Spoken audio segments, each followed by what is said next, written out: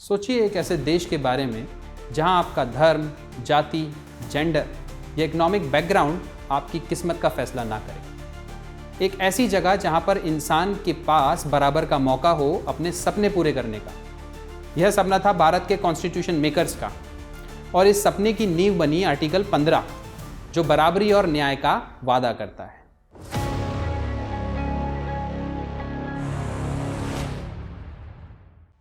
जब भारत 1947 में आज़ाद हुआ तब यह एक ऐसे समाज का हिस्सा था जो सेंचुरी से जातिवाद, जेंडर इनइक्वालिटीज़ और गरीबी के बोझ तले दबा हुआ था। कॉन्स्टिट्यूशन बनाने वालों ने समझा कि एक सही डेमोक्रेसी तभी पॉसिबल है जब हम इस बैरियर को तोड़ पाएंगे। इसलिए 26 जनवरी 1950 को संविधान के साथ आर्टिकल 15 को लागू किया गया। आर्टिकल 15 डिक्लेयर करता है कि किसी भी सिटीजन के रिलीजन, रेस, कास्ट, सेक्स या प्लेस ऑफ बर्थ के आधार पर भेदभाव नहीं होगा। इसी विजन के साथ क्लॉज 2 को आर्टिकल 15 में इंक्लूड किया गया। यह क्लॉज 2 गारंटी देता है कि हर सिटीजन को पब्लिक स्पेसेस जैसे वेल्स, टैंक्स, रेस्टोरेंट्स और रिक्रिएशनल एरियाज का बराबर एक्सेस मिलेगा। आज जो आप किसी पब्लिक पार्क या रेस्टोरेंट में फ्रीली एंटर करते हैं बिना ये सोचे कि आपका धर्म या जात क्या है, यह इसी क्लॉज की देन है। यह सिर्फ एक कानूनी प्रोविजन नहीं बल्कि एक ऐसी कसम थी जो भारत को एक इंक्लूसिव और इक्वल देश बनाने का सपना दिखाती थी। आज देखा जाए तो आर्टिकल 15 में 6 क्लॉजेज हैं जो या तो इक्वालिटी के प्रिंसिपल्स को अपहोल्ड करते हैं या फिर अफर्मेटिव एक्शन को बढ़ावा देते हैं। लेकिन हर सपने को अपनी परीक्षा से गुजरना पड़ता है और आर्टिकल 15 इसका कोई एक्सेप्शन नहीं था।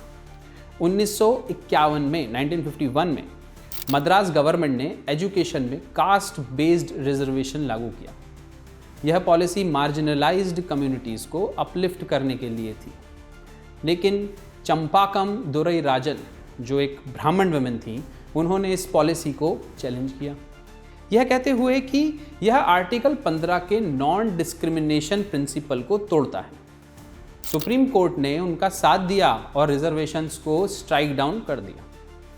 यह फैसला इक्वालिटी के कॉन्सेप्ट को अपहोल्ड करता था लेकिन मार्जिनलाइज्ड ग्रुप्स के सिस्टमैटिक डिसएडवांटेज को इग्नोर कर गया। इस जजमेंट के बाद बैकवर्ड कम्युनिटीज में अनरेस्ट फैल गया। जो लोग रिजर्वेशन को अपनी एम्पावरमेंट का रास्ता समझते थे उनके लिए यह एक बड़ा झटका था। प्राइम मिनिस्टर जवाहरलाल नेहरू की लीडरशिप में गवर्नमेंट ने यह समझा कि अगर इक्वालिटी का मतलब सिर्फ यूनिफॉर्मिटी होगा तो सोशल जस्टिस कभी अचीव नहीं हो पाएगा। इस टेंशन को रिजॉल्व करने के लिए 1951 में फर्स्ट कॉन्स्टिट्यूशनल अमेंडमेंट इंट्रोड्यूस की गई जो आर्टिकल 15 में एक नई क्लॉज ऐड करती है, क्लॉज 4। क्लॉज 4 ने स्टेट को एम्पावर किया कि वो सोशली और educationally backward classes, scheduled castes और शेड्यूल्ड ट्राइब्स के लिए स्पेशल प्रोविजंस ला सके। यह एक बोल्ड पॉलिटिकल मूव था जिसमें इक्वालिटी को एक नए तरीके से समझा गया, not as mere uniformity but as a tool for justice. Article 15 ने वुमेन और चिल्ड्रन के यूनिक चैलेंजेस को भी एड्रेस किया। क्लॉज 3 ने स्टेट को एम्पावर किया कि वह वुमेन और चिल्ड्रन के लिए स्पेसिफिक पॉलिसीज बना सके। Scholarship for girls, maternity benefit for women के साथ हिंसा के खिलाफ लॉज इसी फाउंडेशन का हिस्सा हैं। 1954 में सुप्रीम कोर्ट ने यूसुफ अब्दुल अजीज केस में इन मेजर्स को अपहोल्ड किया, यह कहते हुए कि विमेन को एम्पावर करना सिर्फ परिवार को नहीं पूरे नेशन को स्ट्रांग बनाता है। 1970 के बाद अफर्मेटिव एक्शन का फोकस और वाइडन हुआ और अदर बैकवर्ड क्लासेस को इंक्लूड करने की बात हुई। 1979 में मंडल कमीशन ने ओबीसीज को एक ऐसा ग्रुप आइडेंटिफाई किया जो significant socio economic disadvantages face करते हैं। कमीशन ने पब्लिक एम्प्लॉयमेंट में 27% रिजर्वेशंस रिकमेंड किए। जब 1990 में गवर्नमेंट ने इस रिकमेंडेशन को लागू किया तब नेशन वाइड प्रोटेस्ट्स होने लगे। बहुत सारे लोग खास करके स्टूडेंट्स और प्रोफेशनल्स को लगा कि यह पॉलिसी मेरिटोक्रेसी को डाइल्यूट करेगी और देश में डिविजन्स को बढ़ावा देगी। प्रोटेस्ट इतने ज़्यादा हो गए कि कुछ स्टूडेंट ने तो सेल्फ इमोलेशन तक कर लिया। सेल्फ इमोलेशन मतलब खुद को जला लिया। पॉलिटिकल लीडर्स डीपली डिवाइडेड थे। कुछ लोग सोशल जस्टिस को चैंपियन कर रहे थे और कुछ लोग इस पॉलिसी के पोटेंशियल डेंजर को हाईलाइट कर रहे थे। फाइनली 1992 में Indira शॉनी versus union of India case में सुप्रीम कोर्ट ने अपना डिसीजन दिया। कोर्ट ने ओबीसी रिजर्वेशंस को अपहोल्ड किया, लेकिन एक नया कॉन्सेप्ट क्रीमी लेयर इंट्रोड्यूस किया, जिसमें इकोनॉमिकली एडवांस्ड इंडिविजुअल्स को बेनिफिट से एक्सक्लूड कर दिया गया। यह सिर्फ ओबीसी के लिए था, एससी और एसटी के लिए नहीं। यह डिसीजन ने सोशल रिप्रेजेंटेशन और इकोनॉमिक फेयरनेस के बीच एक बैलेंस बनाकर रखा।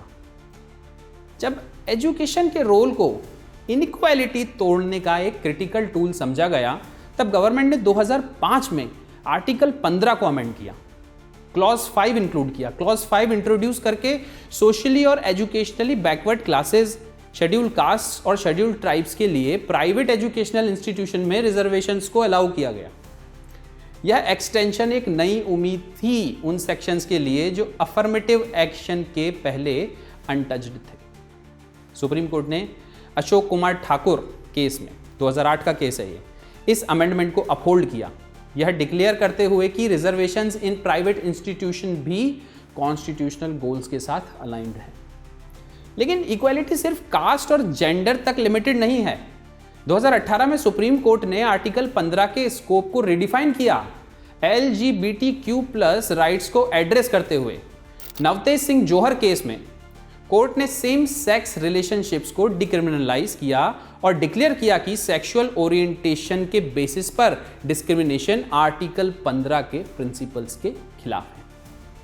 यह एक वाटरशेड मूवमेंट था जो मॉडर्न इंडिया के आइडेंटिटी और जस्टिस के इवॉल्विंग अंडरस्टैंडिंग को रिफ्लेक्ट करता है। इकोनॉमिक इनइक्वालिटी को भी ये आर्टिकल 15 में जगह मिली।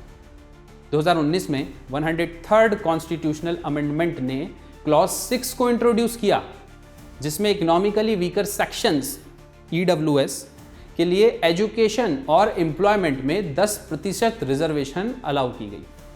यह अमेंडमेंट पॉवर्टी को एक ऐसे बैरियर के रूप में रिकॉग्नाइज करता है जो कास्ट और कम्युनिटी के बाउंड्रीज को पार कर जाता है। 2022 में सुप्रीम कोर्ट ने इस अमेंडमेंट को अपहोल्ड किया, इस बात को रीइंफोर्स करते हुए कि इकोनॉमिक जस्टिस भी इक्वालिटी के लिए ज़रूरी है। EWS रिजर्वेशन का टारगेट उन फैमिलीज़ को अपलिफ्ट करना है जिनकी एनुअल इनकम 8 लाख से कम है या जिनके पास लिमिटेड लैंड और प्रॉपर्टी है।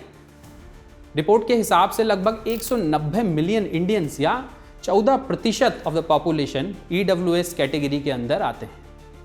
यह रिजर्वेशन उन्हें हायर एजुकेशन और जॉब्स के एक मौका देकर गरीबी और डिस्पैरिटी को रिड्यूस करने में मदद करेगा।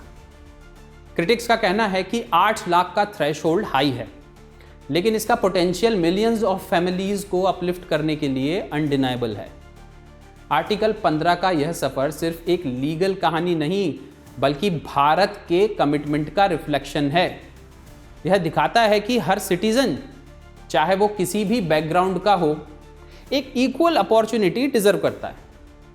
कास्ट डिस्क्रिमिनेशन को एड्रेस करना हो, LGBTQ+ राइट्स को रिकॉग्नाइज करना हो या इकोनॉमिक बैरियर्स तोड़ने हो, आर्टिकल 15 ने अपने आप को कॉन्स्टेंटली अडेप्ट किया है।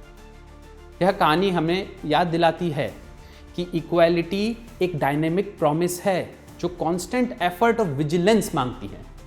आर्टिकल 15 एक कानूनी प्रोविजन से ज़्यादा एक लिविंग, ब्रीदिंग कमिटमेंट है जो न्याय और फेयरनेस का वादा करता है।